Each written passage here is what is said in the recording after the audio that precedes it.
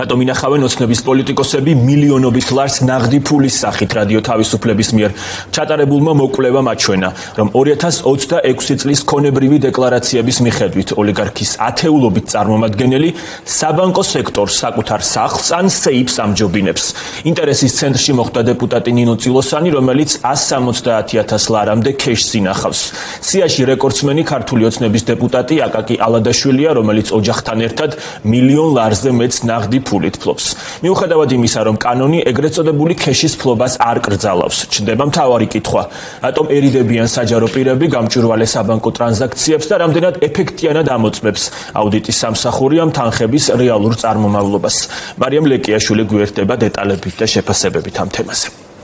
დიახ, ლუკა, ქართული ოცნების წარმომადგენლების მიერ დეკლარაციაში მითითებული 2026 წლის მონაცემებით დეკლარაციაში მითითებული ეგრეთ წოდებული დანაზოგის სახელით მითითებული ქეში, რომელიც ანუ ნაღდი ფული, ამ დეკლარაციებიდან ჩვენ ვიგებთ, რომ ქართული ოცნების 101 დეპუტატიდან 2026 წელს 13 დეპუტატი ინახავს ნაღდ ფულს და ეს თანხა აქვს დეკლარაციაში მითითებული როგორც დანაზოგი 2025 წლის მონაცემებით ასეთი იყო 44 ქართული ოცნების დეპუტატი, რომელიც ინახავდა ნაღდ ფულს. აქვე ვეტყვი მაყურებელს იმას, რომ ამ დეპუტატებიდან მხოლოდ 4 არ არის ქართული ოცნების წარმომადგენელი, თუმცა ის უმრავლესობაში არის ქართულ ოცნებასთან ერთად ხალხის ძალის ან ევროპული სოციალისტების სახელით. ჩვენ ვკითხეთ დარგის ექსპერტებს, კორუფციის მკვლევრებს, რას შეიძლება ნიშნავდეს ეს, რას მიუთითებს ეს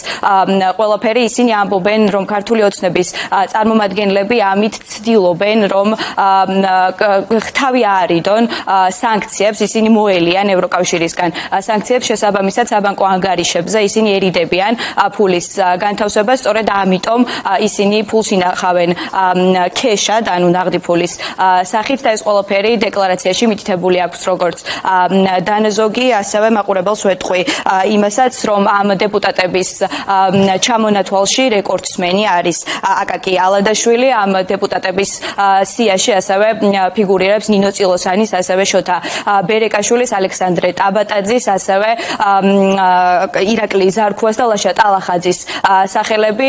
მაყურებელს ვეტყვი იმასაც, რომ შოთა ბერეკაშვილი და ნინო წილოსანი, რომელიც ფულს ნაღდად, ანუ ქეშად ინახავენ, იყვნენ ქართული ოცნების პარლამენტის მიერ შექმნილი ფასების კვლევის კომისიის წევრები, რომლის დასკვნაც სულ ცოტა ხნის წინ გუშინ გამოქვეყნდა და შეიძლება ითქვას, რომ ამ კომისიამ ვერ იმუშავა და საქართველოში ფასები ვერ დარეგულირდა. ჩვენ ასევე ვკითხეთ დარგის სპეციალისტებს, თუ რას ნიშნავს, როდესაც სახელმწიფოში ფასები დღითიდღე იზრდება ამ სპეციალური კომისიის შექმნის მიუხედავად და ამ კომისიის წევრები თანხას ნაღდად, ანუ ქეშად ინახავენ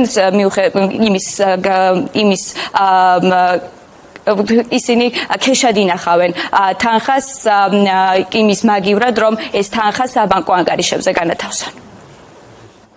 საქართველოს პარლამენტში დღეს დაახლოებით 33 ოფიციალური მილიონერი არის დეპუტატი. ეს ადამიანები სადეპუტატო უფლებამოსილების გარდა პირდაპირ არიან ჩართული მათი ბიზნესის მართვაში, რაც კანონდარღვევა არის და რაც ქართული ოცნება შევიდა პოლიტიკურ კრიზისში, დინამიკაში თუ დავაკვირდებით, მოიმატა ეგრეთ წოდებული ნაღდი ფულის შენახვამ, ანუ ანგარიშებიდან გამოიტანეს ეს თანხები და ნაღდი ფულის სახით ინახავენ.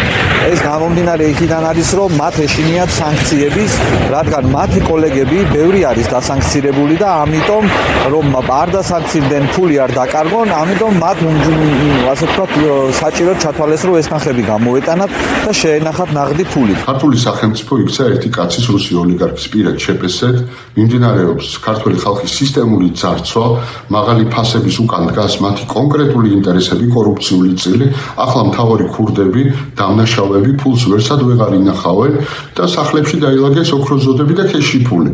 არსად აღარ დაედგომება ქართულ ოცნებას, პოლიტიკური კეთრის მატარებელია, მისი წარმომადგენლები მარილის ლოდად ჩამოყალიბდნენ და ეს არის კონკრეტული შედეგი ივანიშვილის პოლიტიკის. და როდესაც მოხდება დემოკრატიული ტრანსფორმაცია, რა თქმა უნდა, ყველა ქურდობას, ყველა ძარცვას ექნება კონკრეტული პასუხი დამოუკიდებელი მართლმსაჯულების პირობებში. მაშინ როცა ადამიანების უმეტესობას ფული არ ყოფნის კომუნალურების გადასახდელად, საჭმლის ყიდვისთვის და თავის შესანახად თვიდან თვემდე აღმოჩნდა, რომ ჩვენს მილიონერ პარლამენტარ დეპუტატებს, რომლებსაც ხელფასი ისედაც 13 და 14,000 ლარი აქვს, სახლში კიდევ ნაღდი ფულის სახით თურმე მილიონობით ლარი აქვს შენახული. თან მათი უმეტესობა არის, რა თქმა უნდა, მილიონერი ბიზნესმენი დეპუტატები, რომლებიც პარლამენტში იმიტომ მოხვდნენ, რომ ერთის მხრივ იმუნიტეტი ჰქონდათ და დაცული იყვნენ, ხოლო მეორეს მხრივ ბიზნეს ევანიშვილის სურვილები აღასრულონ მორჩილად. ქართული ოცნებისთვის კორუფციის და ასევე თანხის მითვისების სქემა კვლავ არის უცვლელი, სწორედ ამ ბრალდებით ქართული ოცნების ეკონომიკის მინისტრის ყოფილ მოადგილეს რომეო მიქაუტაძე 10 წლით თავისუფლების აღკვეთა აქვს მის ჭილი, ასევე მაყურებელს შევახსენებ იმასაც, რომ 7 მილიონამდე ოდენობის თანხა ამოიღეს ქართული ოცნების ყოფილი პრემიერ-მინისტრის ირაკლი ღარიბაშვილის საცხოვრებელი ბინებიდან.